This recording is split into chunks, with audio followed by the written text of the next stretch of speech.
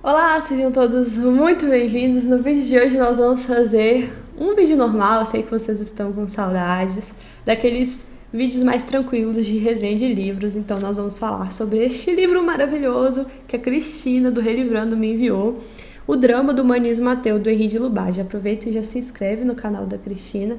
Cristina, muito obrigada. Realmente você acertou em cheio, realmente este aqui era o livro que eu estava precisando na minha vida. O Henri de Lubac é um padre e ele tenta investigar nesse livro quais são as causas da morte de Deus. Será que Deus morreu? Se ele morreu, quais foram os responsáveis pela sua morte?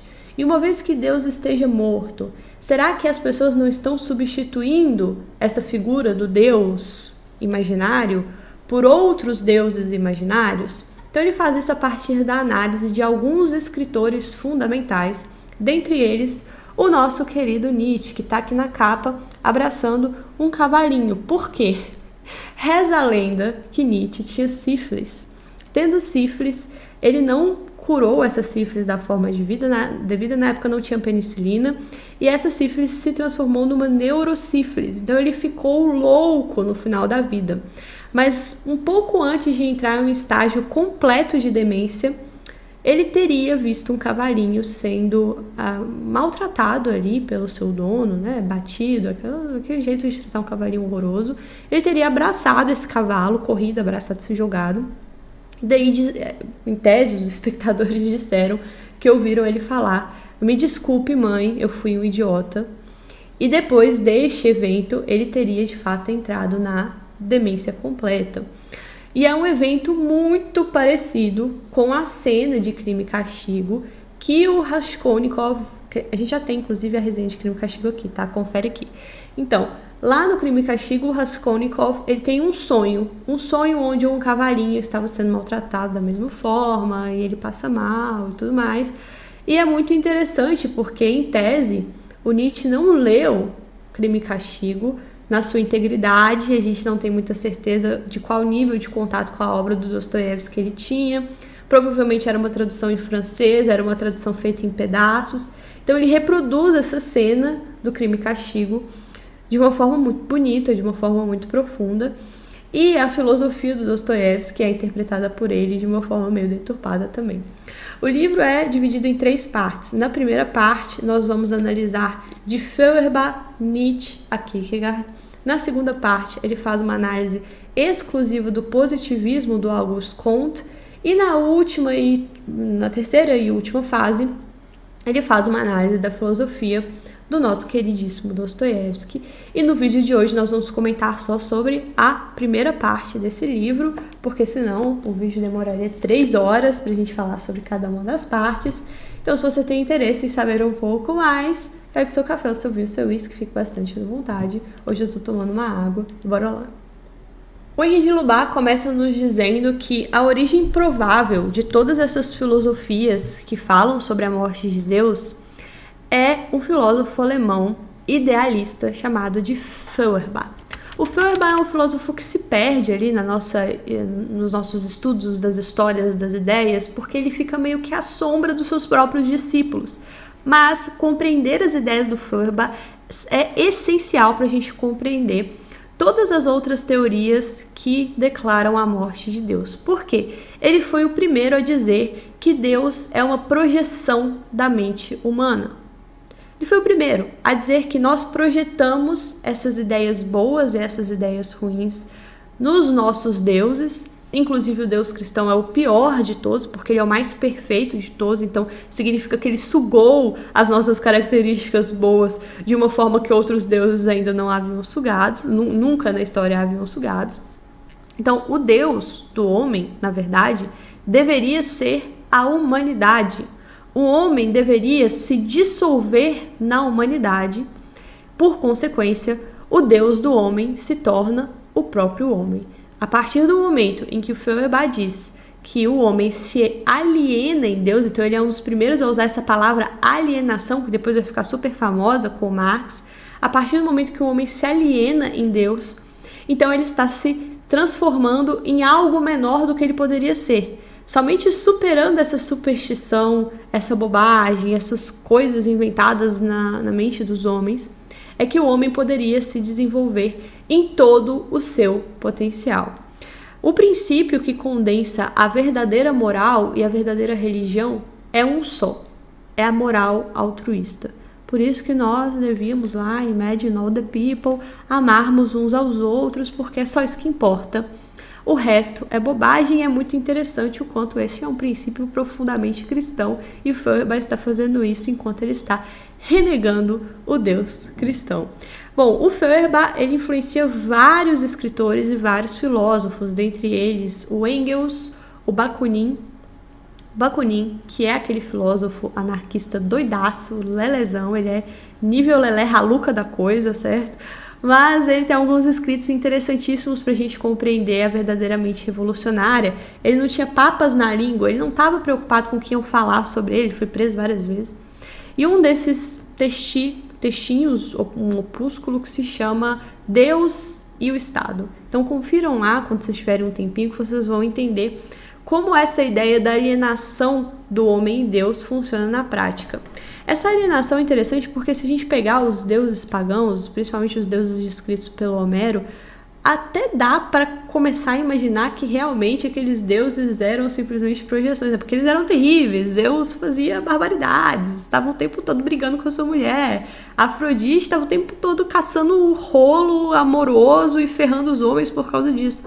Mas assim, os deuses monoteístas, o deus monoteísta das religiões monoteístas, é um pouco difícil você, né, vir com essa sacada. Um deus que é essencialmente bom está sugando algo da humanidade, ou a humanidade é essencialmente boa para projetar esse Deus puramente bom, enfim. Ele também influencia o Carlyle, ele influencia a George Eliot, a escritora de Middlemarch, que é quem traduz a essência das religiões para o francês, ou para o inglês, não sei. Ele também influencia diretamente o Karl Marx. O Karl Marx chama o Feuerbach do seu pai espiritual. Mas o Karl Marx acha que o Feuerbach ainda é muito idealista, ou seja, ele substitui Deus pela humanidade, ele substitui Deus pelo homem, então ele ainda está trabalhando no campo das ideias. E como Marx tem aquela frase famosa, né, que nós deveríamos, até que os filósofos filosofaram sobre o mundo, interpretaram o mundo, a partir de agora nós vamos mudar o mundo. Então, como ele quer essa praxis, ele quer essa ação, ele desenvolve a ideia da alienação, mas agora no campo social. É por isso que o Marx rejeita tudo que existe do homem abstrato na filosofia do Feuerbach. Ele retira tudo que tem de místico na essência humana e só sobra a matéria. Nesse sentido, a humanidade precisa abolir o Estado, assim como a religião, e o indivíduo ele vai ser dissolvido não mais na humanidade, mas sim na vida social. Então não pode existir mais diferença entre o público e o privado naquela utopia comunista, e eu sempre recomendo a leitura do livro Utopia, do Thomas More, São Thomas More, canonizado depois de ter se recusado a jurar fidelidade à nova igreja do rei Henrique VI, mas ele escreve a utopia, e é exatamente naquela utopia do Thomas More que a ideia da dissolução da vida privada na vida social será pautada no marxismo. E depois de Marx, chegamos finalmente à estrelinha do programa, que é o Nietzsche. O Nietzsche absorve completamente a teoria do Feuerbach de alienação, de projeção, e ele diz que Deus é um simples espelho do homem. Só que tem um agravante aí. O Nietzsche, como eu disse para vocês na introdução, ele leu alguma coisa de Dostoiévski. A gente não sabe bem o que ele leu, mas fato é que Crime e Castigo de alguma forma chegou até ele. E lá em Crime e Castigo existe uma teoria desenvolvida pelo Rodia Raskolnikov, que é uma teoria de que existem dois tipos diferentes de pessoa. Uma dessas pessoas, uma classe dessas pessoas seria a classe das pessoas extraordinárias, enquanto as outras pessoas seriam simplesmente ordinárias. As pessoas extraordinárias, pelo fato de serem extraordinárias, teriam o direito de passar por cima dos costumes, das leis e da moral vigente para fazer o que elas bem entendam, porque elas são extraordinárias. E depois a história lavará a sua honra, e o Rod adora a ideia do Napoleão Bonaparte, que fez horrores, mas que ficou para a história como um grande general, como um grande rei da França. E ele tenta levar a cabo essa ideia e ele sucumbe. Ele obviamente não consegue, ele sucumbe sob o peso das suas próprias ideias absurdas. Ele rejeita o homem como tendo alguma dignidade intrínseca, uma dignidade que faz dele filho de Deus, e ele sucumbe exatamente por isso. Então o Rodia não é alguém que nós devemos nos inspirar. O Rodia é alguém que a gente deve ter pena. Só que o Nietzsche lê Crime e Castigo e pensa que não, agora eu vou me inspirar nesse cara aqui, eu achei super bacana. Daí ele distingue o aspecto ordinário do homem, o aspecto extraordinário do homem, e ele diz que o Deus cristão, ele suga esse aspecto extraordinário, e é por isso que este extraordinário deve ser devolvido ao homem com o fim dessa alienação. Então é por isso que o Nietzsche fala sobre a morte do Deus cristão. Ele acredita que este é um Deus que as pessoas já não acreditam mais nele. Só que apesar de não acreditarem mais nele, elas continuam acreditando nas consequências deste Deus. Uma dessas consequências é a moralidade cristã. Então o homem europeu médio caminha pela terra como se o perdão, o amor ao próximo, a caridade, o cuidar dos mais fracos fossem verdades absolutas em si mesmas, quando, para o Nietzsche, essas são verdades derivadas da moral cristã. E não é possível você continuar acreditando na moral cristã se você não acredita mais no Deus cristão. Não tem como você falar, agora eu só acredito nessa moral, eu acho que essa é uma moral bacana, mas eu não acho que o fundamento último dessa moral existe. Não, o cristianismo é um sistema completo, complexo, fechado em si mesmo. Se você tira a parte mais importante, não sobra nada. E o Nietzsche não quer um regresso ao cristianismo, veja bem, ele abomina o cristianismo, ele acha que é a pior de todas as religiões, é uma religião de um Deus fraco, de um Deus que foi crucificado, de um Deus miserável. Então ele não quer a volta dessa religião, ele quer ir além dessas religiões que existiram e ele quer criar o super-homem, ou seja, o homem que é capaz de dizer para si mesmo aquilo que é certo e aquilo que é errado, sem a ajuda de nenhuma autoridade e sem ter a pretensão de chegar a nenhuma verdade. Por quê? O Nietzsche não acredita também que exista uma só verdade. E ele pergunta às pessoas, porque ele é um escritor provocativo, ele trabalha a partir dessas polêmicas, certo? Ele pergunta, você está disposto a encarar o vazio que surge depois que você reconhece a morte de Deus? Você está disposto a se tornar o homem do subsolo, ainda que por alguns segundos, para perceber o tamanho do abismo que surge depois da morte de Deus? E é por isso também que eu sempre recomendo que vocês leiam Memórias do Subsolo, do Dostoiévski, ou que vocês pelo menos assistam a aula gratuita que eu deixei aqui no canal. Era uma aula inicialmente só da academia, mas eu abri para todo mundo, tamanha a importância dessa aula sobre o homem no subsolo. Seguindo aqui, nos próximos capítulos, o Henri Lubbard fará uma comparação entre o Nietzsche e o Kierkegaard. E essa é uma comparação muito interessante. Por quê? O Nietzsche tinha um ódio profundo dos racionalistas, principalmente dos racionalistas franceses, daquelas pessoas que acham que conseguem colocar os homens dentro de pacotinhos herméticos e fechados, dizer o que os homens querem, dizer o que eles não querem, colocar o homem dentro de uma fórmula matemática e a partir daí guiar e moldar toda a sociedade a partir dessas fórmulas matemáticas. Ele tem o Geriza das ciências sociais, dessa tentativa de trazer para o campo humano aquilo que eventualmente a matemática tinha conseguido em seu próprio campo, a física tinha conseguido em seu próprio campo. Ele acha que o racionalismo puro e simples é loucura, até porque a razão, ela não existe por si só. Aquilo que a gente acha que é uma razão, na verdade está condicionada a instintos muito primitivos. Porque o Nietzsche antecipa a ideia do subconsciente para o Freud, antecipa a ideia dos arquétipos do Jung, antecipa a moral psicológica evolutiva que hoje é estudada e que hoje diz que sim, de fato, muitas das nossas ações são tomadas de forma instintiva e a razão vem somente para justificar aquilo que os nossos instintos já decidiram de forma a priori. É por isso que ele enfatiza essa força desse subconsciente. Ele não dá o nome de subconsciente ainda, mas ele está falando dessa força do subconsciente, dessa força do dionisíaco, dessa força do caos, dessa força da magia essencial, do irracional, do intuitivo. E é por isso que ele tem também um ódio declarado contra Sócrates e contra a dialética socrática, o que é muito engraçado, porque ele cria um Sócrates na cabeça dele, e daí ele acha que esse Sócrates racionalista é o Sócrates verdadeiro. E de fato tem uma corrente dentro da academia que acredita que Sócrates é esse cara racionalistão, assim, que acha que a razão vai resolver todas as coisas. Mas ele cria aí essa caricatura do Sócrates, acredita nela. Ele tem um ódio porque o Sócrates acreditava que nas opiniões das pessoas existiam instintivamente parte da verdade.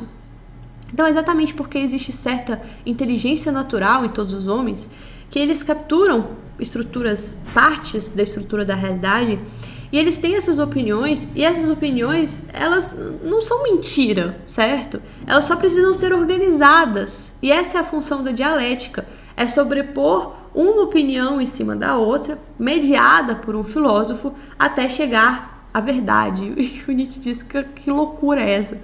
Primeiro, de onde que você tirou que opinião tem parte da verdade? Essas opiniões são frutos de pessoas que estão extremamente corrompidas. O Nietzsche é luteraníssimo nesse ponto. Ele acha que o mundo é muito corrompido, o mundo é caído, não tem saída para isso daqui. O mundo é tenebroso, o mundo é horroroso, certo? Então não tem como nada de verdadeiro surgir deste mundo terrível. Não tem como nada de verdadeiro surgir da lama, do lodo, certo? Então, por isso que as opiniões não podem ser verdades, muito menos você ficar sobrepondo uma opinião na outra e dizer que isso vai chegar até a verdade. É muito engraçado porque numa primeira leitura de Sócrates, todos os meus alunos disseram a mesma coisa. Mas numa primeira leitura, né? Depois aqueles diálogos ficam na cabeça e a pessoa começa a ruminar aquilo e perceber que, na verdade, Sócrates sempre teve razão. Então, para superar isso, para superar esse racionalismo, ele não propõe a volta a um passado mítico. Embora ele reconheça a verdade dos mitos, embora ele reconheça essa força instintiva dos mitos, ele não quer, como o que ele chama de reacionários, a volta desse passado mítico. Ele quer uma superação de tudo que existe aí, de todas as filosofias modernas, desses positivismos, dessas coisas estranhas. Ele quer uma espécie de paganismo anticristão. E é por isso que o Henri de Lubac diz que a gente não deve adotar a saída que o Nietzsche propõe, mas é muito necessário que a gente reconheça que ele tem, de fato e de certa forma, o diagnóstico certo para os problemas da modernidade. E o que é muito engraçado aqui também é porque quando Nietzsche é colocado em contraposição ao Kierkegaard, eles são autores muito parecidos. Mas o Kierkegaard é um filósofo dinamarquês obscuro, ele escreve de forma obscura, ele não escreve de forma racional, assim como Nietzsche não escreve de forma racional, e ele tem pouquíssimas traduções disponíveis aí no mercado. Hoje ele é muito traduzido para o inglês, mas para o português, um dos principais livros dele, que é o Fear and Trembling, por exemplo, não tem tradução ainda. Tem uma tradução ali de origem duvidosa. Aí ele era um pastor luterano, ele era extremamente cristão, entende? Ele era um crítico do hegelianismo, da visão racional, historicista do mundo. O que significa dizer que ele era um crítico dessa visão historicista de mundo? A visão historicista, que vem de uma escola alemã, cujo ápice se dará com Hegel e depois com Marx, que depois vai desenvolver o materialismo histórico e tudo mais, acredita que a história é uma força inexorável. A história é uma força que se impõe acima da vontade dos indivíduos. É uma visão determinista das coisas, é uma visão determinista da vida. Existe uma força maior que está acima de todos nós, que é uma espécie de força da massa, uma força... Cada autor vai dizer que ela vem de um lugar diferente. E esta força, ela se impõe sobre nós. E não há nada o que os indivíduos possam fazer por si só para escapar dessa força. Se Napoleão não tivesse nascido, outra pessoa seria Napoleão. Então, a vontade dos indivíduos, nessa filosofia historicista, ela é descartada. É como se você pudesse prever o fluxo da história a partir dessas grandes forças que a movem. Daí, alguns dirão que essas forças é a luta de classes, outros dirão que a força que move a história é armas, germes e não sei o que lá, daquele livro lá. Outros dirão que a força que move a história é uma força evolutiva. E tem um livro de ficção que é interessantíssimo para a gente entender o quão sufocante o mundo seria se essas filosofias estivessem certas, que se chama A Fundação, do Isaac Asimov. Já tem resenha, que é uma resenha bem antiguinha. Nesse livro, o Isaac Asimov cria um mundo onde um cientista inventou uma fórmula matemática capaz de prever o futuro, porque ele consegue capturar a onda das massas. Ele não consegue capturar o que o indivíduo vai fazer, mas o comportamento das massas, este cientista consegue capturar.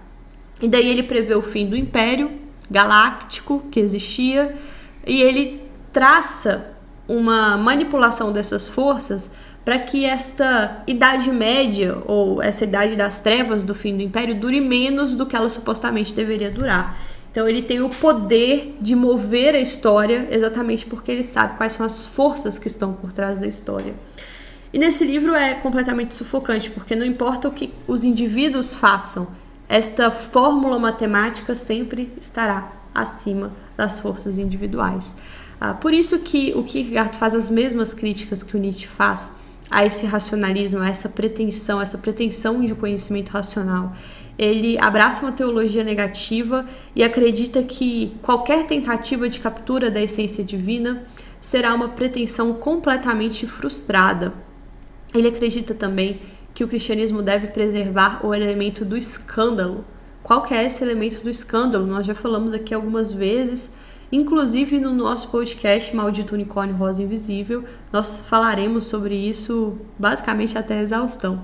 O elemento do escândalo do Cristo crucificado, o escândalo de que Deus se fez homem e foi crucificado, e isso é parte da sua grandeza, e isso que os gentios, que os pagãos não conseguiam compreender, e este escândalo que fez com que a pregação de São Paulo na cidade de Atenas fosse uma pregação frustrada, mas a sua pregação na cidade de Coríntios, que era a cidade mais deturpada, mais vilanizada e mais prostituída do antigo Império Romano, fosse extremamente efetiva, exatamente porque essas pessoas que não estão racionalizadas, elas conseguem capturar este escândalo, que é o escândalo da ressurreição e da crucificação de Deus.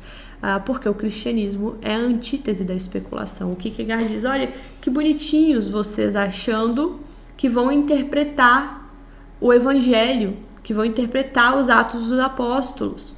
Vocês acham que vocês sabem mais sobre Jesus do que os apóstolos que vieram depois junto com eles, que viveram junto com eles? Numa crítica direta a, por exemplo, a filosofia do Santo Agostinho, que acreditava que você poderia usar a razão até chegar na revelação, e depois de chegar à revelação, você ainda pode usar a razão para interpretar a revelação. Bom, este é o conceito inicial aqui deste primeiro livro. Na conclusão dessa primeira parte, o Henri de Lubar faz algumas digressões interessantes do que a gente pode aproveitar, do que a gente deve descartar nessas críticas ao cristianismo ou nessas teologias negativas, fazendo várias ressalvas à filosofia do Nietzsche, mas reconhecendo que o Nietzsche conseguiu perceber, por exemplo, que existia uma decadência da fé cristã no continente europeu e que isso pode servir como reflexão para a gente, para saber como que nós vamos resgatar esta fé que estaria ali meio abalada. Bom, eu volto daqui a alguns dias com a segunda parte do livro e depois com a terceira parte do livro. Então compartilha aí com a galera, manda para o máximo de pessoas possível e, de preferência, ajude a financiar o canal através desse código do QR Code aqui. E se você mandar um Pix para cá, na próxima live, esse Pix fala. Então você pode mandar uma mensagem que eu vou escutar na próxima live. É isso, eu espero que vocês tenham gostado e até o próximo vídeo.